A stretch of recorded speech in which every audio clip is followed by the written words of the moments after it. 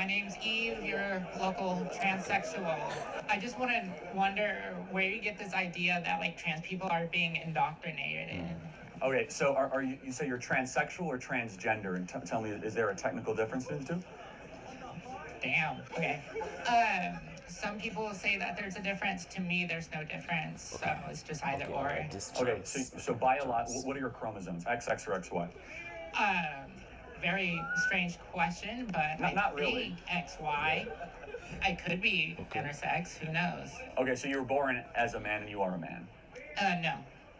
I was born as a man, and now I'm a woman. Okay, no, but you don't become a woman just because you dress like a woman. Okay.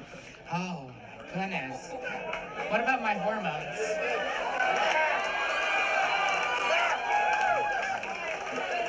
I don't become black. Do I become black if I wear blackface?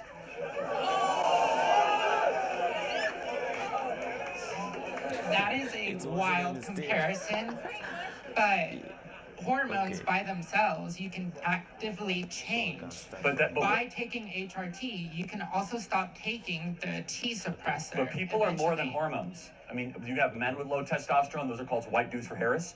You can have women with high testosterone.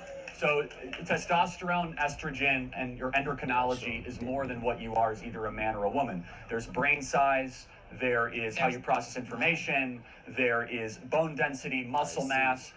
Every single one of your cells is either coded XX or XY. So let me ask you a question. If I wear a disguise or a costume, do I become that thing? For example, if I dress with a sombrero and start talking with a Mexican accent, do I then become that culture? No, because that's different race.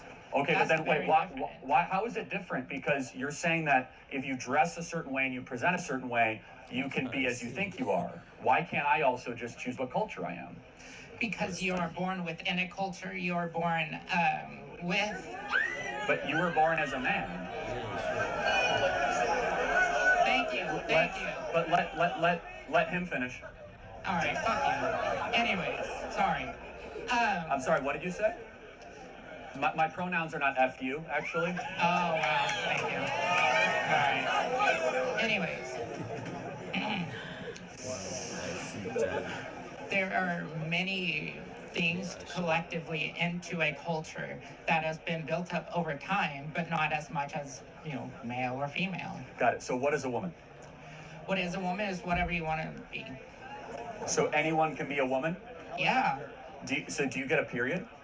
No. Well, actually, yes. So, no. Yes, okay. Can you give birth? No. But a lot of trans people that are on hormones do get PMS symptoms. Right, but symptoms and is different. I mean, like moodiness or mood swings are not the same Well, thing. yeah, but but can you give birth? Also, cis women don't always have to give birth. Cis women can also have PMS symptoms without getting a period. Right. So, but you have to. So, a woman can be whatever you want it to be. Is that correct? Yeah, but cis women can also be and have all of those things. So, under that logic, can I become a bobcat or a giraffe? I mean, if you want me to call you a bobcat, sure. I don't care. So at some point, don't you see that it's probably a bad idea to give people the ability to identify whatever they want as just because they feel a certain way? Why would it be a bad thing? Well, shouldn't we have some sort of objective truth that male and female differences and distinctions matter? There is no real male and female distance, especially in archaeology. A lot of... Wait, there's no difference between men and women? There are some, for sure. Well, what differences are there? I'm talking about, like, when you talk about brain size or skeletal bone structure or whatever, archaeologists, for example, have a very tough time distinguishing between male and sex, or male and female, I apologize. When you see the male skeleton next to the female skeleton, those are very different. Those are a range. So, everything else, most people are usually in the middle of Here's the kicker. So you are a biological male. No matter how much surgery or hormones you take, you'll never be able to give birth. Okay. Yeah, so, I'm okay with that. Right, but so then what point is womanhood achieved then? At what point do you become a woman? I feel pretty. Yeah. So I can look at myself and not want to kill myself, so... Well, hold on. So now we're getting to something maybe, is it possible that you might have other underlying mental health issues that you are then ascribing as transgenderism that you might not be treating? No. I am being treated for other mental illnesses, Right, but it is unrelated. Are they unrelated, or is Yes. transgenderism a symptom of other underlying issues that I hope you get treatment for, such as depression, schizophrenia, anxiety, bipolar tendencies? I see. No, don't have any of those actually. You don't have any, you mentioned you have other potential issues. No, I don't have any potential issues. No, you don't? No, I'm just cool. Oh, you're just cool. Got it. So, let me ask one other final question. Do you think it's okay for a 14-year-old to be able to get gender-affirming care? A 14-year-old can get hormone blockers. That is the extent of what a 14-year-old can get, and that is completely irreversible. So, Well, you can get you hormone mean blockers. reversible, but it's not reversible. But It first is. of all, no, it's When not you stop reversible. taking hormone blockers, then your natural hormones come. Puberty is not an assembly line where you just press a button and it stops. Secondly, that we are cutting breasts off of kids here in the state of Texas That is illegally. not true. Yes, a whistleblower, Dr. Ethan Heim, came out in Dr. Houston. Ethan Heim. Dr. Ethan Heim, and said that we are cutting the breasts off of kids irreversibly in Houston, Texas. Also happens in LA, San Francisco, Seattle, Portland. So it does happen. Do you think it should be illegal to say that kids should not be able to irreversibly damage themselves? Well, even so, let's say a bunch of kids are getting gender affirming. Thousands of kids every month. Let's say, all right, that is a decision between the child, the parent, and the doctor. That has nothing to do with you. Why it. do you have a say in So that? should kids be able to get tattoos? Sure. Oh, okay. Should kids be able to own AR-15s?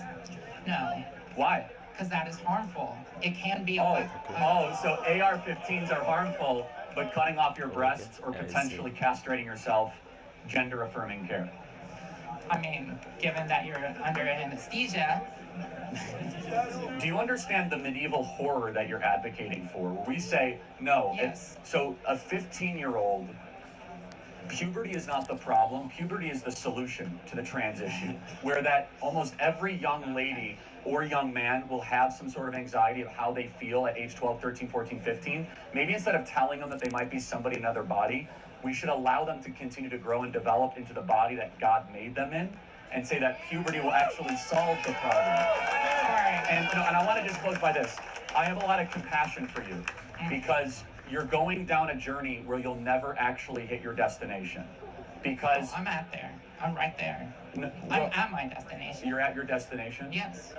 I feel great. Okay, That's well, again, That's literally all it is.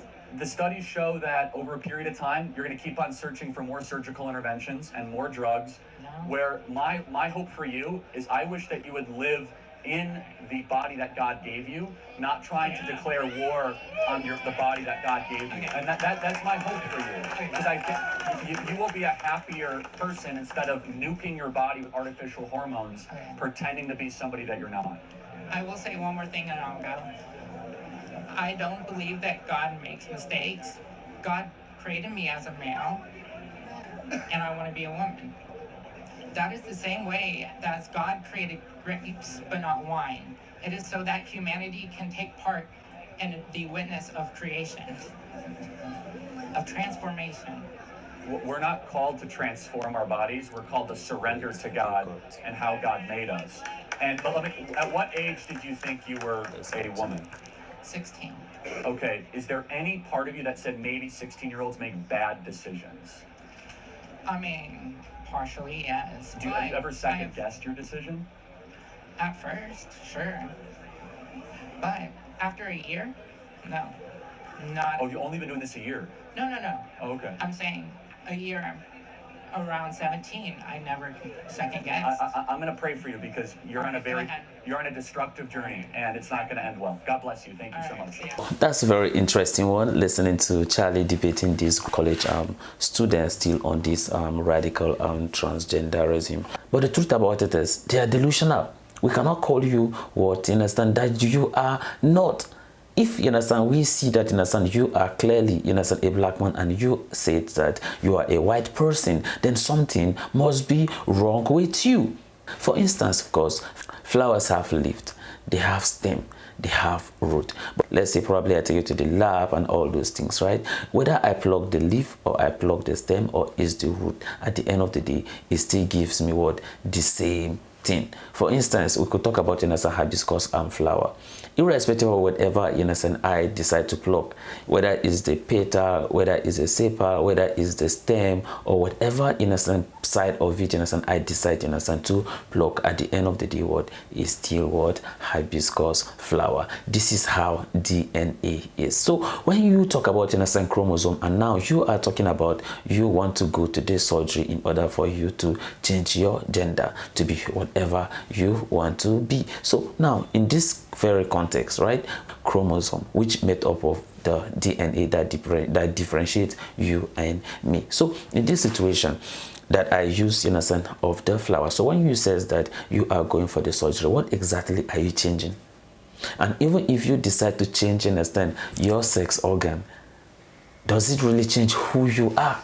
It does not change who you are. That's the reason why when you are doing DNA tests, right, you don't necessarily have to use the hair. Sometimes you can use the saliva. You can use anything, whether it's the bone or even it's the fingernails or whatever you use. It still means the same thing. Why do you think it's like that? Because God have already created us and make us unique. So if you decide to feel like because you change or decide you wear different costume and then you want people to refer to you as a woman, you are just wasting your time. And that is the reason why Charlie is saying that what some of them are delusional. And then that is why we cannot address people, for what they see they are. Of course, we have to check and see if they are truly what they are before we can be able to see that what, okay, yes, truly this person is what they see they are. But if you just feel that because of you go on a surgery and then it just feels like on that note, of course, that you are now a male or you are now a female, then it means that you are now going against God's plan. And that God's plan is what he has already created us both male and female. And that is the reason why, whether you like it or not, if you like, go and do the surgery, but it does not still change your DNA. You understand? It does not change it because the DNA is going to tell us whether you are a man or a woman. And that's why the chromosomes, if you are a man, it shows you what XY. And if you are a female, it's what XX. It's as simple as that, because of why God decided what to create us in that very manner. If you are born a man and you decide that what you want to be a woman, that is on you. So of course, I know that a lot of you have thought an opinion concerning this, and others will even disagree with me. But of course, I want to see it at the comment section, and may God bless you as you do so. So this is the end of my video. If you like my reaction, should like, share, and subscribe. And if you have any video you want me to react to, don't forget to drop it at the comment section, and I'm going to check it out. So you remain blessed, and I see you in my next video. Goodbye.